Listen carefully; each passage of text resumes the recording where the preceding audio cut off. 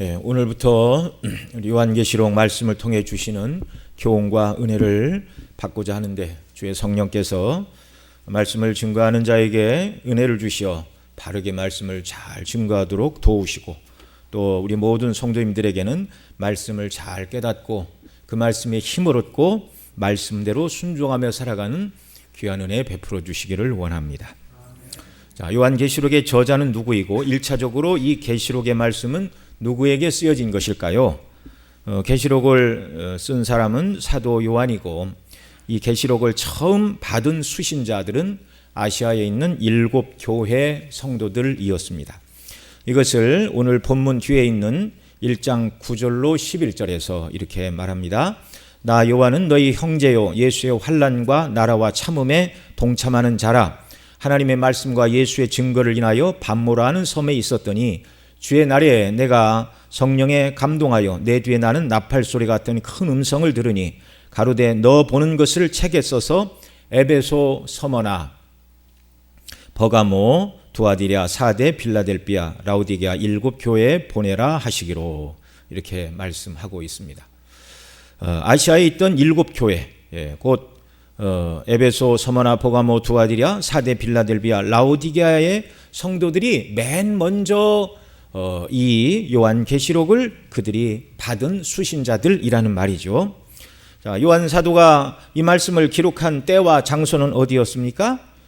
거기 9절에 있는 대로 예수의 증거를 인하여 반모라는 섬에 있었더니, 예수님의 복음을 증거하다가 반모섬에 이르게 되었다. 그러던 어느 주의 날, 오늘날로 말하면 주일 안식일에 성령의 감동 가운데 이 계시의 말씀을 환상 가운데 받게 되었다, 이렇게 말하고 있습니다. 초대 교회사에 의하면 요한 사도가 반모섬에 있었던 이유는 주후 96년경에 있었던 황제 도미티아누스 때 일어난 박해로 반모라 하는 섬에 유배를 갔다, 그렇게 전해지고 있습니다. 이 도미티아누스 황제가 어느 날 사람들에게 이렇게 말했어요. 내가 여러분들에게 사실을 말할 게 있는데 사실 나는 사람이 아니라 신입니다. 그렇게 말하면서 모든 사람에게 황제를 신으로 숭배하라 하면서 이렇게 고백하게 했습니다. 카이사르가 나의 주님이자 나의 하나님이시다. 당시 로마 사람들은 여러 신들을 섬겼습니다. 다신론이죠. 그들이 여러 신들을 섬기다가 황제를 자기들의 주님, 자기들의 하나님이라고 말한다고 해서 무슨 의미가 있습니까? 또 아무 상관이 없어요. 또 정치하는 사람들도 백성들이 황제를 그렇게 신처럼 떠받들어야 나라가 힘을 얻고 하나로 통일된다, 이런 나름대로의 생각들 때문에 그 황제 숭배를 다른 사람들도 굳이 반대를 하지 않았습니다. 그런데 그리스도인들에게는 다른 문제입니다. 그리스도인들은 사람을 향하여 나의 주 나의 하나님이라고 할 수가 없었어요.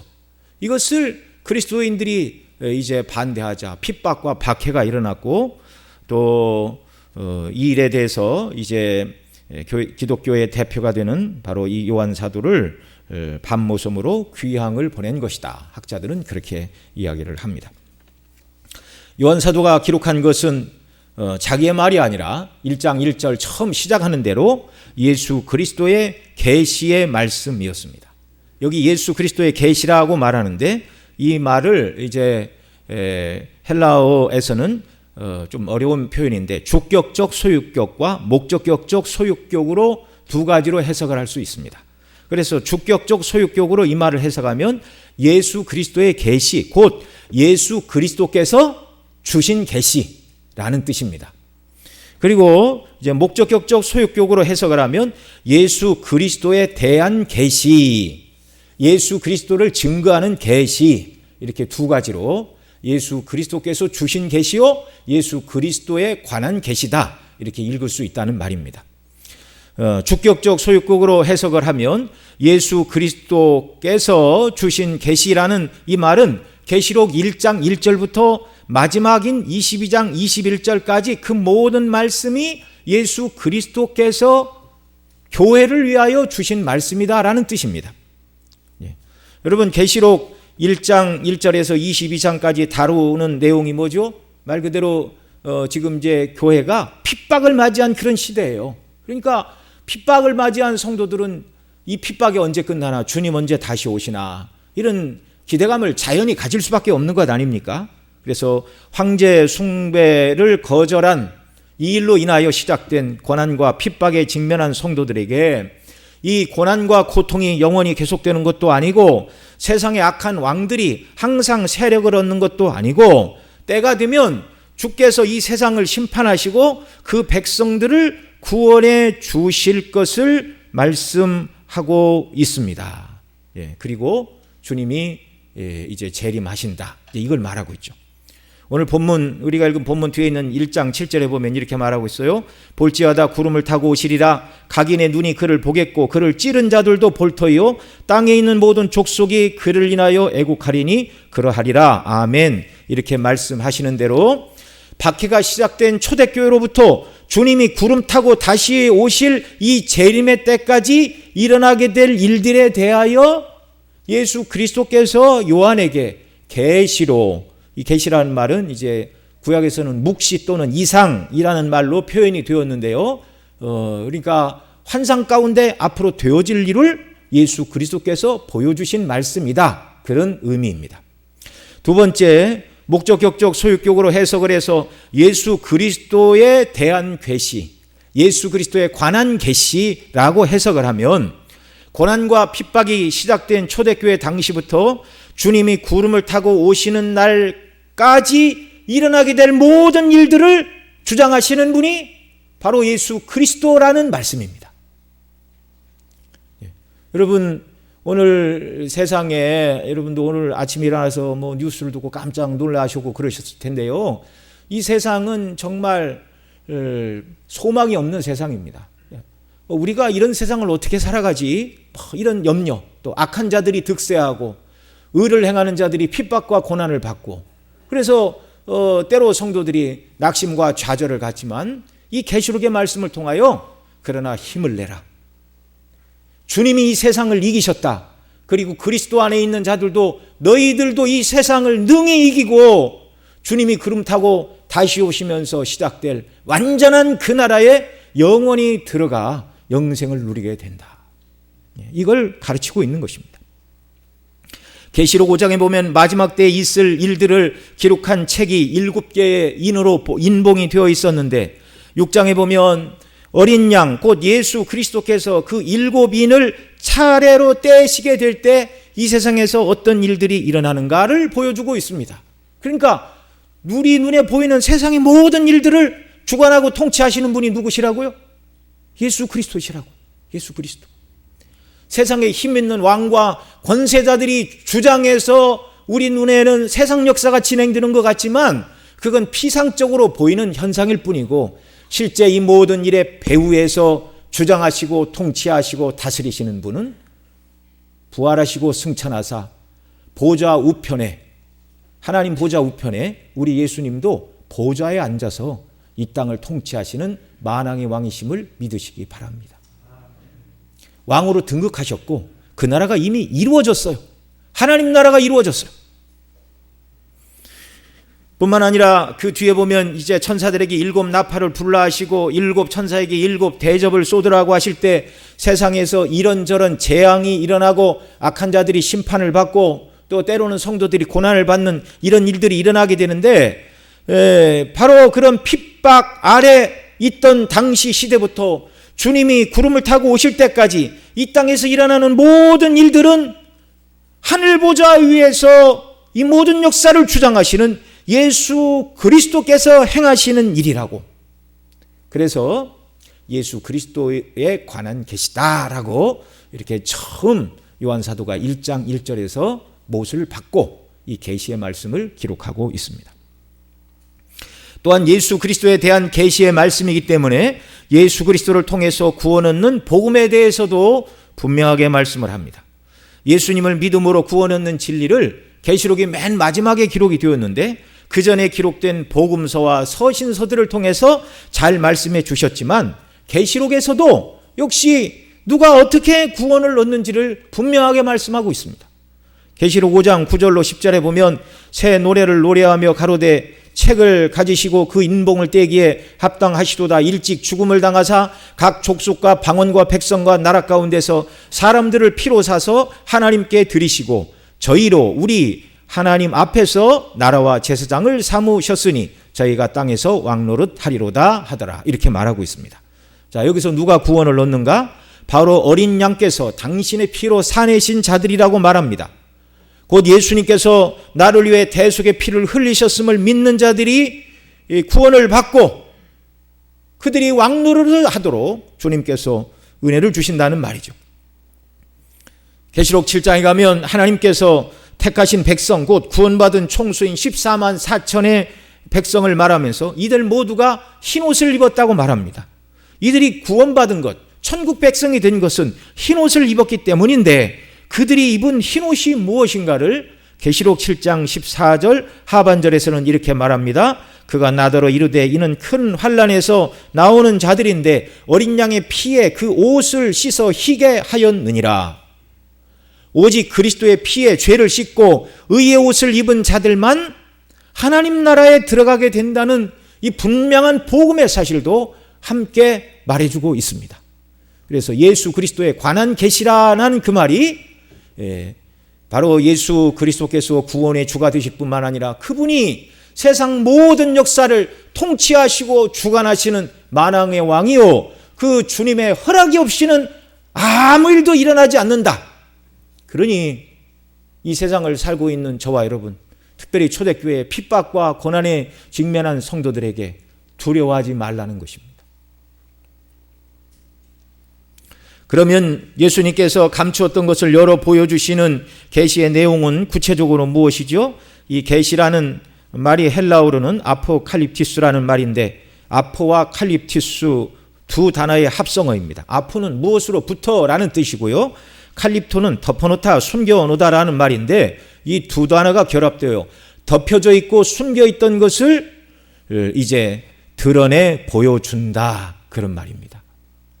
앞서 예수 그리스도의 계시라는 말이 요한 사도 시대 고난받던 성도들의 현실의 삶부터 예수님 구름 타고 오실 때까지 이루어질 일에 대해서 기록한 말씀이라 그걸 말씀을 드렸는데요. 초대교회 성도들이 고난받던 당시 현실부터 주님 다시 오실 때까지 세상에서 교회를 보호하시고 악한 자를 심판하시고 성도들에게 승리하게 하실 분, 성도들을 승리하게 하실 분, 곧 예수 그리스도에 관한 계시라고 말씀을 드렸는데 그 계시가 지금까지는 주님 다시 오시는 날까지 일어날 일들이 숨겨져 있었다 그런 말입니다. 그런데 계시라는 말 자체가 숨겨진 것을 드러내다, 감추어진 것을 열어 보여준다라는 뜻인데 그 감추어진 것들을 이제 다 보여주신다 그 말이에요. 고통받는 초대교회부터 예수님 재림의 때까지 일어날 그 모든 일들을 물론 상징입니다. 전체적인 내용을 압축한 것이지 1999년도 2023년에는 무슨 일이 있을 것이다 그걸 다 말씀한 건 아니에요. 그러나 세상은 어떻고 세상의 성격은 어떻고 어떤 일들이 일어날 것이며 그러나 그 모든 것을 주님이 통치하시고 그럼에도 성도가 보호함을 받고 승리하게 된다는 이 분명한 사실, 이 감춰진 이 비밀들, 이 감춰진 비밀이 하나님의 경륜과 작정하심 속에 있는 일이었죠. 하늘에 있는 하나님 앞에 여러 개의 책들이 있습니다. 택한 백성들의 명부를 기록한 어린 양의 생명책도 있고요. 사람들의 행실을 기록한 선악의 행실을 기록한 책도 있고요. 뿐만 아니라 하나님 보좌 앞에는 이 세상을 통치하시는 통치 백서가 있는 줄 믿으시기 바랍니다. 이 세상은 그냥 사람들의 뜻대로 세상 역사가 바뀌고 이런 것이 아니라 하나님께서 작정하신 통치 백서대로 하나님이 이 세상을 다스리시고 주관하시고 때가 되면 주님 다시 오셔서 영원한 하나님 나라를 이루게 하시는 줄 믿으시기 바랍니다. 이 감추어진 계시, 하나님의 통치 백서에 있는 이 완전한 이 세상을 운용하시는 하나님의 마스터 플랜이 하나님 보좌 앞에 통치 백서에 있고 뿐만 아니라 그것을 구약 시대에 마지막에 일어날 일들도 구약 성경에 살짝 조금 보여주셨어요. 그 내용이 구약 다니엘서의 일부가 기록이 되어 있습니다.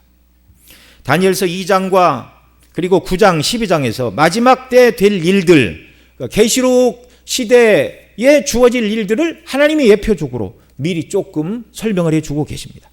먼저 다니엘 2장에 보면 다니엘이 느부갓네살 왕이 꾼 꿈을 해석하면서 28절에 이렇게 말합니다. 같이 읽습니다. 오직 은밀한 것을 나타내실 자는 하늘에 계신 하나님이시라. 그가 느부갓네살 왕에게 후일에 될 일을 알게 하셨나이다. 왕의 꿈 곧 왕이 침상에서 뇌 속으로 받은 이상은 이러하니이다. 자, 후일에 될 일, 이게 후일은 마지막 때 될 일을 말하는 거예요. 그러니까 계시록을 요한 사도가 기록하고 그 계시록의 범위가 말하는 초대교회 고통받던 성도들의 삶부터 예수님 재림하실 때까지 이 기간, 이게 바로 마지막 때, 이 뒤에 가서도 말씀을 드리겠지만, 그것을 여기서는 이제 후일에 될 일을 알게 하셨나이다, 이렇게 말씀을 하고 있습니다. 왕이 침상에서 뇌 속으로 받은 이상은 이러하니이다 라고 말할 때 이 이상이라는 말이 히브리어를 헬라어로 번역한 성경이 72인역이라는 걸 여러 번 말씀을 드렸는데요. 그 이 72인역에서 여기 이상이라는 말을 오늘 계시란 말, 아포칼립티스라고 말씀을 드렸는데 72인역에서 똑같이 이 말을 아포칼립티스다 그렇게 말하고 있습니다. 그러니까 이렇게 미래에 일어날 일을 하나님께서 환상 가운데 보여주신 거예요. 느부갓네살의 꿈속에서 보여주셨고, 느부갓네살이 이 꾼 꿈을 잃어버렸는데 하나님께서 다니엘에게 어떤 꿈을 꾸게 하셨는지를 가르쳐 주셨어요. 다니엘에게도. 그 내용이 무엇이죠? 정금으로 된 한 큰 신상을 봤어요. 정금으로 된 머리, 그 다음에 가슴과 팔은 은으로 되어 있고, 또 배와 넓적다리는 노수로 되어 있고 두 다리는 철로 되어 있는 거대한 신상을 보았습니다. 일반적으로 금머리는 바벨론을 상징하고요, 은으로 된 가슴과 팔은 메대와 바사, 금머리는 왕이시라 그렇게 해석을 하죠. 그래서 금으로 된 머리는 바벨론이고 왕의 후에 왕보다 못한 나라가 일어날 것인데, 근데 바벨론으로 무너뜨린 나라가 메대 바사 아닙니까? 그래서 가슴과 양팔 그랬는데 메대와 바사 두 나라가 이제 그 다음 나타났고, 그 다음에 메대와 바사를 무너뜨린 나라가 헬라인데, 이제 배와 넓적다리가 바로 그 노수로 된 헬라를 상징하는 것이고, 마지막에 철로 된 두 다리 노마를 상징한다. 이것이 이제 성경학자들의 일반적인 해석입니다. 다니엘은 2장 34절로 35절에서 이 세상 나라를 이제 해석을 하면서 이제 말을 하는 거예요. 상징하는 그 신상이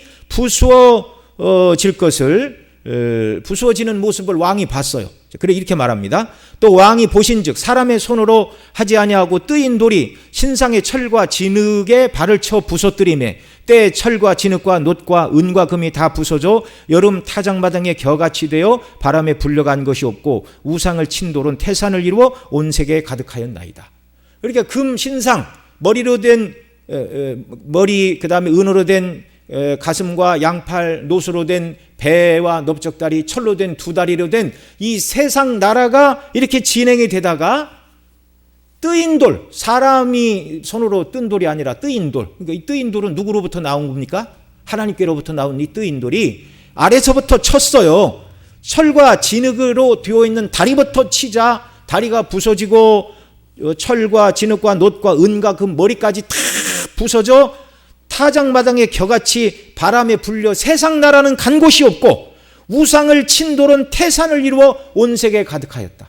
이 세상 나라를 무너뜨리는 그리스도의 복음의 역사를 말하는 것입니다. 세상 나라가 무너지고 하나님 나라가 완전히 이 세상에 서게 되는 날이 오게 된다. 이게 언제 될 일이에요? 마지막에 될 일을 하나님께서 구약시대에 이미 다니엘을 통하여 성경에 기록하게 하시고 증거하게 하셨음을 여러분 믿으시기 바랍니다. 자세하게는 아니지만 계시록 때 이루어질 일도 하나님의 이 테이블, 통치 백서 위에 있는 내용을 이렇게 이상으로 계시로 묵시를 통하여 조금 보여주셨어요. 세상 나라가 영원한 나라가 아니다. 그러니 저와 여러분이 소망을 두고 살아야 되는 나라는 어떤 나라입니까? 하나님 나라이죠. 하나님 나라. 이 내용을 해석하는 다니엘 2장 44절 45절에서 또 이렇게 말합니다. 이 열왕의 때에 하늘에 하나님이 한 나라를 세우시리니 이것은 망하지도 아니할 것이요 그 국권이 다른 백성에게 돌아가지도 않을 것이요 도리어 모든 나라를 쳐서 멸하고 영원히 설 것이라. 하나님 나라요.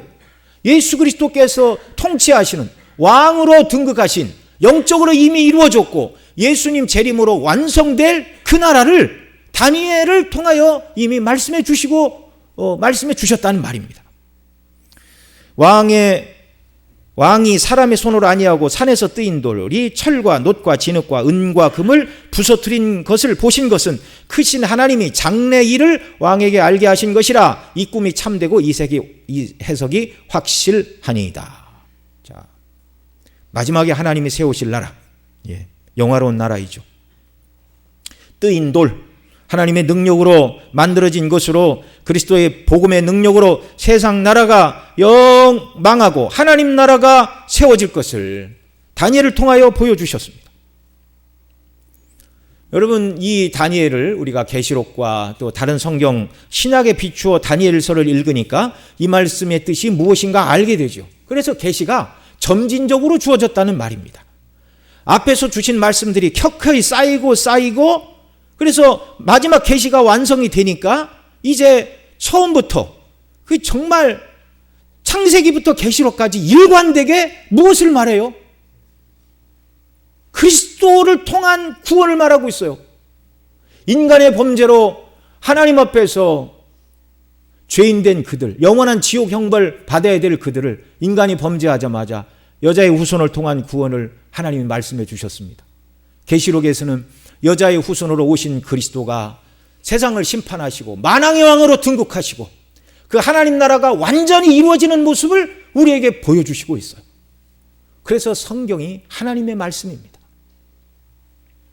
그리고 다니엘 뒤에 가면 9장과 12장에서 역사의 마지막 때 될 일, 세상의 마지막 때에 될 일들을 이렇게 말합니다. 먼저 다니엘 9장 24절을 보면 함께 같이 읽습니다. 내 백성과 내 거룩한 성을 위하여 70일에로 기한을 정하였나니 허물이 마치며 죄가 끝나며 죄악이 영속되며 영원한 의가 드러나며 이상과 예언이 응하며 또 지극히 거룩한 자가 기름 부음을 받으리라. 여기 70일에 많이 들어보신 분들도 계시겠지만 어느 때로부터 70일에가 시작되고 세상 역사가 끝난다, 그 말씀입니다. 자, 상징적인 숫자이죠. 71의 상징적인 숫자. 그리고 12장에 가면 종말에 관한 예언을 말씀하시고 12장 4절과 9절에서 이렇게 말합니다. 4절 같이 읽습니다. 다니엘아, 마지막 때까지 이 말을 간수하고 이 글을 봉함하라. 많은 사람이 빨리 왕래하며 지식이 더하리라. 9절 그가 가로되 다니엘아 갈지어다. 대저 이 말은 마지막 때까지 간수하고 봉함할 것이니라. 다니엘에게는 하나님께서 역사의 마지막에 일어날 일들을 2장에서는 느부갓네살이 본 큰 신상을 통하여 세상 나라가 깨어지고 그리스도께서 이루실 하나님 나라를 보여주셨고, 그 다음에 다니엘 9장에서는 세상의 역사의 끝까지 상징적으로 71회이다. 그리고 이 모든 것을 다 말씀하시고 다니엘에게는 뭐라고 말씀하셨어요? 이 모든 말씀을 가서 전파라고 그러셨어요? 뭐라고 그러셨어요? 봉함하라, 인봉하라. 아직 때가 되지 않아서 이 말을 가서 증거한다 할지라도 이해할 사람이 없고 오해할 수밖에 없다, 그 말입니다. 그래서 다니엘에게 주셨던 마지막 때 되어질 이 모든 말씀은 인봉하라, 봉함하라. 더 완전한 계시가 오기 전에는 그 말씀을 이해할 수 없기 때문에 조금만 보여주시고 인봉하라, 그렇게 하신 것입니다. 그러나 이제 마지막 성경인 계시록에서는 다니엘에게는 상징적으로 조금 보여주시고 인봉하라 하셨던 역사의 마지막에 일어날 일들을 요한 사도에게는 다 보여주셨어요. 그 역사의 마지막이 바로 황제 숭배를 거절한 핍박이 일어난 초대교회로부터 예수님 구름 타고 다시 재림하시는 때까지 이 모든 때까지가 마지막 때입니다. 그래서 요한계시록의 시작이 예수 그리스도의 계시라는 말로 시작이 되고 있습니다. 지금까지는 역사의 마지막에 되어질 일들이 감추어져 있었고 숨겨져 있었는데 이제는 요한을 통하여 마지막에 될 모든 일들을 활짝 열어 보여주시겠다는 것입니다. 그러니까 우리가 이 말씀을 잘 알아야 되겠습니까? 몰라야 되겠습니까? 알아야 되죠. 알아야 되죠. 우리에 관한 일이에요. 이 시대에 관한 말씀이에요. 계시록 22장 10절에 또 내게 말하되 이 책의 예언의 말씀을 인봉하지 말라. 때가 가까우니라. 이제는 마지막에 될 일들을 잘 증거하라는 것입니다. 초대교회부터 주님 재림하실 때까지 일어날 모든 일들이 구약시대는 봉해져 있고 숨겨져 있었습니다. 하나님의 통치 백서에만 있었고 다니엘과 또 스가랴 이런 묵시를 받은 선지자들을 통하여 조금씩 보여주셨지만 인봉된 말씀이었어요. 그런데 예수 그리스도께서 마지막에 일어날 모든 일들을 다 계시하여 주시고 이제는 봉하지 말라. 초대교회와 주님 다시 오실 그 어간 중간 어디를 살고 있는 저와 여러분은 그래서 이 계시록의 말씀이 우리는 읽어야 되고 들어야 되고 기록된 말씀대로 지키며 순종하며 살아야 돼야 할 말씀이지 계시록은 어려워 무서워 그렇게 할 말씀이 아니라는 말입니다. 여러분 우리는 이 마지막 때에 될 일들을 바르게 알아야 됩니다. 우리 성도님들은 1992년 10월 28일에 어떤 일이 있었는지 혹시 기억을 하십니까? 그날은 다미 선교회에서 다미 선교회라는 말은 다가올 미래를 대비하라는 말을 따가지고 예수님이 1992년 10월 28일에 재림하신다라고 선포하고 못 받고 그렇게 말했던 선교 단체입니다. 물론 이단이죠. 저도 기억이 납니다. 방송국에서 그 이단 교회 앞에 중계차를 보내서 그들의 주장대로 과연 예수님이 재림하실까를 중계를 했는데 밤 12시가 넘도록 예수님은 오시지 않았습니다. 여러분 성경에 뭐라고 그랬어요? 우리 주님은 마태복음 24장 36절에 그러나 그날과 그때는 아무도 모르나니 하늘의 천사들도 아들도 모르고 오직 아버지만 아시느니라. 바울 사도는 데살로니가전서 5장 1절로 2절에 형제들아 때와 시기에 관하여는 너희에게 쓸 것이 없으면 주의 날이 밤에 어떻게 이른다고요? 도적같이 이를 줄을 너희 자신이 자세히 알미라. 아니 주님도 아무도 사람은 모르고 아버지만 아시고 영감받은 사도 바울도 때와 시기에 관하여 쓸 것이 없었으면 주의 날이 밤에 도적같이 이른다 말했는데 그리고 계시가 완결이 되었는데 대한민국에 사는 어떤 고등학생에게 하나님이 계시를 다시 주시어서 92년 10월 28일이 재림의 날이라고 말씀하실 이유가 있습니까? 없습니까? 없죠.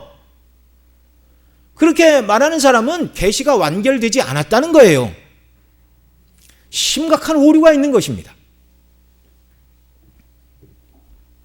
재림의 날짜를 계시로 받았다는 터무니없는 말을 하여 한국 교회와 한국 사회를 큰 혼란에 빠뜨렸습니다.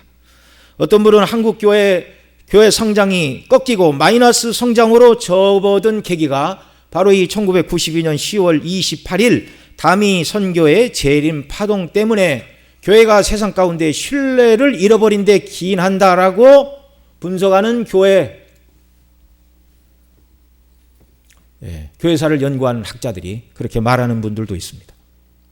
여러분 세상 사람들은 이단이 말하는지 정통교회에서 말하는지 이 구분이 되겠어요? 안 되겠어요? 구분이 안 되는 거예요. 구분이 안 되는 겁니다. 세상 사람들은 우리가 이단이라고 말하는 그런 잘못된 모든 이단 지판들도요 다 기독교로 묶어서 봐요. 다 기독교로 묶어서. 이단들의 헛된 재림 주장 이후에 한국교회는 한동안 계시록 설교하기를 꺼려했습니다. 그러나 우리는 2000년 전 사도 요한에게 핍박 속에서 주님의 재림을 사모하던 자들에게 주님 다시 재림하실 때까지 이 세상은 어떤 곳이고 어떤 일이 일어날 것이며 그 모든 일은 이기시고 또 이기신 만왕의 왕이신 주 예수께서 하늘에서 주장하시고 통치하심으로 되어지는 일이라고 말씀하시는 이 계시록의 말씀을 저와 여러분은 알고 또 알아야 한다는 말씀입니다. 이 계시록의 말씀은 곧 마지막 때 될 일들을 말하고 있는데, 이것을 잘 알아야 한다는 이유는 저와 여러분이 살고 있는 이 시대가 말세 곧 마지막 때이기 때문에 그렇습니다. 성경이 말하는 말세는 어느 때이죠? 그리스도의 초림부터 재림 때까지 성경은 말세다 이렇게 말하고 있어요.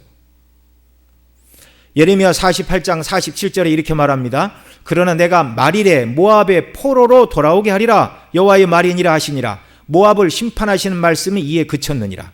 자, 모압 사람들이 포로로 끌려가는 일이 있을 것인데 그들이 말일에 포로에서 돌아오게 된다. 여기 말일은 예수 그리스도의 십자가의 구속 사건이 이루어진 때를 말하는 것이고, 돌아오게 된다는 말은 그들도 복음을 듣고 회개하고 구원을 얻는 자들이 있을 것을 말씀해 주시는 거예요.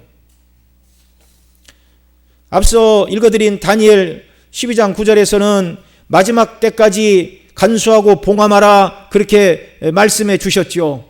그리고 바로 요한 사도에게 계시를 주신 그때가, 예수님이 오신 그때가 이제 말세가 마지막 때가 시작되었다는 말입니다. 신약 성경에서도 역시 예수님이 구속을 이루신 그때가 마지막 때라고 말씀을 합니다. 사도행전 2장 17절로 18절에서는 구약 성경 요엘 2장 28절을 인용하여 이렇게 말합니다. 같이 읽죠. 하나님이 가라사대 말세 내가 내 영으로 모든 육체에 부어주리니 너희 자녀들은 예언할 것이요 너희 젊은이들은 환상을 보고 너희 늙은이들은 꿈을 꾸리라. 그때 내가 내 영으로 내 남종과 여종에게 부어주리니 저희가 예언할 것이요. 아멘. 이게 베드로 사도가 한 설교입니다.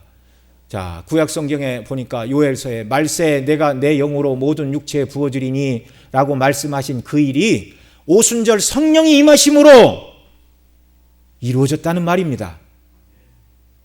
영감을 받은 사도 베드로, 성령의 감동 가운데 바로 예수님이 십자가의 구속을 이루시고 부활 승천하사 하늘의 왕으로 등극하신 이때가 구약이 말하던 마지막 때 말세가 이미 시작되었다는 말입니다.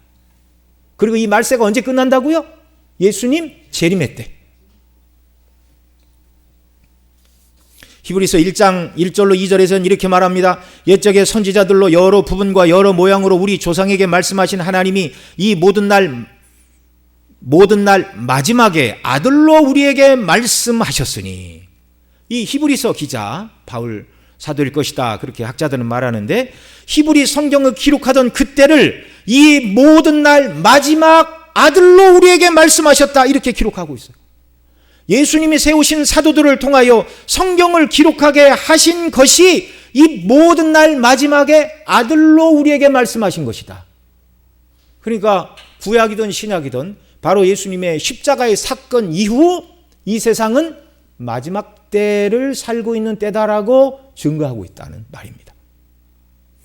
그래서 예수님이 오늘 앞서 읽어드린 계시록 1장 7절 보라 구름을 타고 오시리니 라고 말씀하시는 것처럼 예수님이 구름을 타고 재림하시는 그날만 말세가 아닙니다. 그때가만 마지막이 아니라 그리스도의 초림부터 재림의 때를 성경은 말세, 마지막 때 이렇게 말하고 있는 것입니다. 그러니까 우리가 말세에 대한 이해를 우리가 성경적으로 하고 살아야 돼요. 성경적으로. 계시록이 주어지던 그 시대부터 오늘 우리가 살고 있는 이 시대를 포함하여 주님 다시 오시는 재림의 날까지 이 모든 기간이 마지막 때 말세입니다.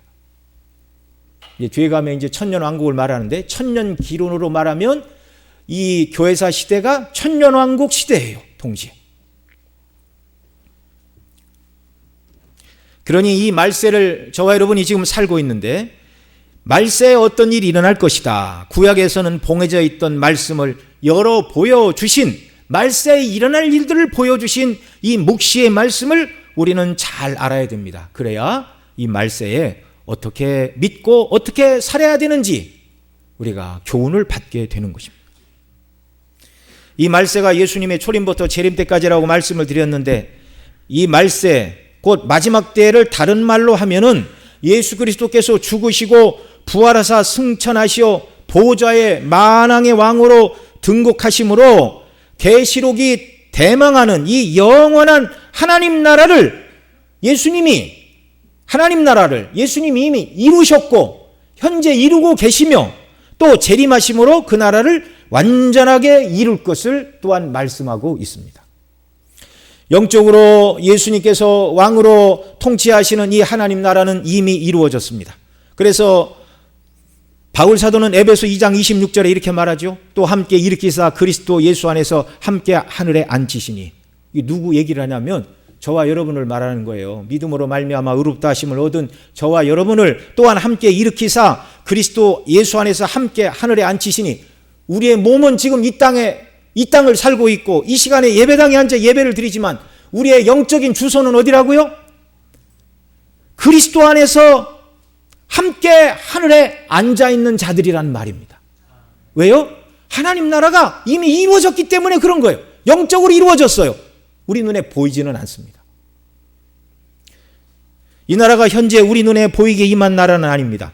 주님이 재림하실 때 세상 나라가 끝이 나고 오직 하나님 나라만 온전히 서게 될 것입니다. 그래서 이 하나님 나라는 이미 이루어졌지만 아직 완성되지는 않은 나라라. 그래서 영어로 already not yet 이렇게 말하는 것입니다. 이 나라가 완성될 까지 이미 이 나라에 들어와 있는 저와 여러분은 이 계시의 말씀을 붙들고 이 말세를 살아가야 되는 줄 믿습니다. 이 나라에 들어가기까지 저와 여러분은 이 마지막 때에 이 말씀을 읽고 듣고 그 가운데 기록된 대로 지키면서 살아가는 자들이 되라고 이 말씀을 오늘 우리에게 주셨어요. 오늘 본문 1절, 2절, 오늘 본문 3절까지 다시 한번 같이 읽겠습니다. 시작. 예수 그리스도의 계시라. 이는 하나님이 그에게 주사 반드시 속히 될 일을 그 종들에게 보이시려고 그 천사를 그 종 요한에게 보내어 지시하신 것이라. 이 예언의 말씀을 그리스도의 증거 곧 자기의 본 것을 다 증거하였느니라. 이 예언의 말씀을 읽는 자와 듣는 자와 그 가운데 기록한 것을 지키는 자들이 복이 있나니 때가 가까움이니라. 아멘. 예. 자, 여기 1절에서 이 계시의 말씀은 반드시 속히 이루어질 일이라고 말씀하고 있어요. 이는 하나님이 그에게 주사 반드시 속히 될 일을 그 종들에게 보이시려고. 속히 될 일이란 말은 신실하신 하나님께서 지체하지 않고 이 완전한 나라를 이루어 가시기를 기뻐하시고 이 일에 힘쓰신다는 말입니다. 우리와 하나님의 시간 계산법이 다르다는 것을 알아야 됩니다. 우리는 시간 속에 잠시 왔다 가는 존재이지만 하나님은 시간도 창조하신 분이고 시간 위에 계신 분이에요. 베드로 사도는 베드로후서 3장 8절에서 이렇게 말합니다. 사랑하는 자들아, 주께는 하루가 1000년 같고 1000년이 하루 같은 이 한 가지를 잊지 말라. 그러니까 이 1000년이 하루 같은 계산법으로 하면 이틀밖에 안 지난 거예요. 비유적으로 말하면 그렇다는 얘기입니다. 아니, 예수님 승천하신 지가 2000년이 다 되었는데 언제 구름 타고 다시 오시나 속히 될 일이라더니 왜 이루어지지 않았는가? 이건 우리가 생각하는 시간적인 의미의 속히가 아니라 하나님이 신실하게 이 일을 반드시 이루신다. 주님의 재림의 날이 속히 임하여 완전한 하나님 나라가 이루어지므로 그 나라에서 우리에게 영원한 영생의 삶을 하나님은 이루어 주시기를 원하고 또 원하신다라는 말입니다. 또 2절에서는 1절에서 말한 예수 그리스도의 계시를 세 가지로 설명을 하는데 요한은 하나님의 말씀과 예수 그리스도의 증거 곧 자기의 본 것을 다 증거하였느니라. 그 계시를 세 가지로 다시 설명해요. 하나님의 말씀, 예수 그리스도의 증거, 자기의 본 것. 자, 자기가 보고 기록하여 전하여 준 이 계시록의 말씀은 사람의 생각이나 상상의 결과물이 아니라 반드시 한 번 말씀하시면 이루어지는 하나님의 말씀이다. 이렇게 말하고 있어요. 하나님의 말씀이다. 그리고 2절에서는 하나님의 말씀과 예수 그리스도의 계시 그렇게 말하고 1절에서는 하나님이 그에게 주셔서 그렇게 말하죠. 그에게는 누구예요? 예수님이에요. 예수님. 그러니까 하나님 예수님에게 주셨고 예수님은 천사를 통하여 요한에게 주셨고 요한은 그 말씀을 기록하여 아시아의 7교회에 주셨고 교회가 그 말씀을 받아서 오늘 우리에게 66권 마지막 정경의 말씀으로 성경이 기록이 된 것입니다.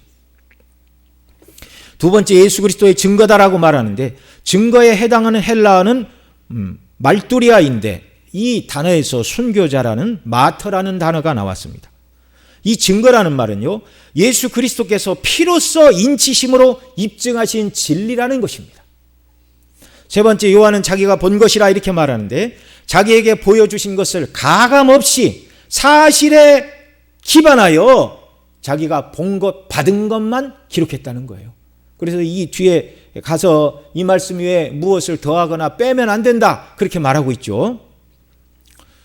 3절에서는 이 계시를 기록한 목적에 대해서 말씀해 주고 있습니다. 이 예언의 말씀을 읽는 자와 듣는 자와 그 가운데 기록한 것을 지키는 자들이 복이 있나니 때가 가까움이라. 예언의 말씀을 읽는 자는 단수로 되어 있고 듣는 자와 그 가운데 기록한 것을 지키는 자는 복수로 되어 있어요. 복수 형태로. 여러분 잘 아시죠? 인쇄술의 발달이 그렇게 오래되지 않았습니다. 초대교회는 사람이 다 손으로 써야 됐어요. 손으로 일일이. 그러니까 양피지, 양피지 아시죠? 그러니까 이렇게 짐승의 가죽을 잘 말려서 그 위에 쓰든가. 그러니까 굉장히 귀한 겁니다. 두루마리예요. 둘둘둘둘 이렇게 말아서 손으로 기록한 무겁고 두껍고 값나가는 비싼 성경밖에 없었어요. 그리고 글을 읽을 수 있는 사람도 매우 소수였습니다. 그래서 한 사람이 예배 시간에 이 귀한 성경을 들고 홀로 읽었습니다. 그래서 이 성경을, 이 계시의 말씀을 읽고 단수로 말하고, 그 다음에 글을 모르는 사람, 또 글을 읽을 줄 알지만 성경이 없는 사람들이 하나님의 말씀을 접할 수 있는 유일한 기회는 예배 시간에 누가 이 말씀을 읽어줘야 됐어요. 그래서 이 말씀을 읽고 단수, 듣고 복수, 함께 모여 예배드리는 성도들이 이 말씀을 듣고 또 그 가운데 기록된 것을 지키는 자들, 그들에게 복이 있다, 이렇게 선언하고 계십니다. 여러분, 이 복은 어떤 복이죠? 계시록의 말씀을 읽고 성경 전체의 말씀을 읽고 듣고 그 가운데 기록된 대로 지키는 자가 복이 있다고 말씀하셨는데, 그러니까 하나님 말씀대로 순종하며 살아가는 자들에게 주시는 복이 무엇이냐는 말입니다. 계시록 어디를 봐도 이 말씀을 읽고 듣고 기록한 말씀을 지키어 살아가게 되면 세상에서 어떤 고난도 당하지 않을 것이다. 너희가 원하는 일들을 하나님 다 이루어 줄 것이다. 그런 말씀은 없어요. 그러면 이 복은 무엇입니까? 앞서 살펴본 대로 주님 재림하시기까지 이 말세가 어떤 때인가를 바르게 아는 지혜를 주신다는 겁니다. 또한 이 악한 세상에서 믿음이 떨어지지 않고 믿음을 지키며 세상을 이기신 주님 안에서 저와 여러분이 세상을 이기며 주님 다시 오시는 날 영원한 하나님 나라 천국에 들어가서 영생의 복을 누리는 자들이 되는 복, 이 복을 주신다는 말씀이에요. 여러분, 이 복이 작은 복입니까? 큰 복입니까? 이 복보다 큰 복은 없는 줄 믿으시기 바랍니다. 이것을 계시록의 핵심인 사람마다 핵심 구절을 다르게 잡을 수도 있겠지만 계시록의 핵심 구절인 17장 14절에서는 이렇게 말하고 있습니다. 우리 함께 읽죠. 저희가 어린 양으로 더불어 싸우려니와 어린 양은 만주의 주이시오 만왕의 왕이시므로 저희를 이기실 터이요 또 그와 함께 있는 자들 곧 부르심을 입고 빼내심을 얻고 신실한 자들은 이기리로다. 아멘. 여러분이 악한 세상 두려워하지 말라는 것입니다. 주님이 다 이기셨고 주 안에 거하는 자들이 승리하신 주님과 함께 이 계시의 말씀을 읽고 듣고 기록된 대로 지켜 행하는 자들이 세상을 이기고 죄를 이기고 사단 마귀의 유혹을 이기고 하나님이 기뻐하시는 대로 저와 여러분이 온전한 사람으로 세워지고 장래에는 영원한 하나님 나라에 들어가 영생의 영광을 누리게 될 것이다. 이것을 증거하는 것이 계시록의 말씀이라는 말입니다. 기도하겠습니다.